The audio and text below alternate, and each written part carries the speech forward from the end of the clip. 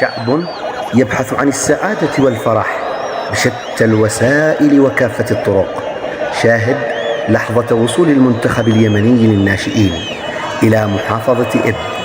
في هذه اللحظة اجتمعت بعيناي دمعتين، دمعة فرح ودمعة حزن.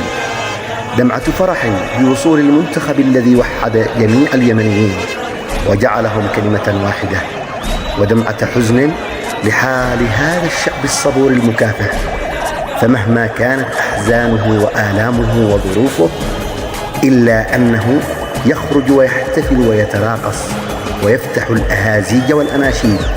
كم أنت عظيم أيها الشعب اليمني.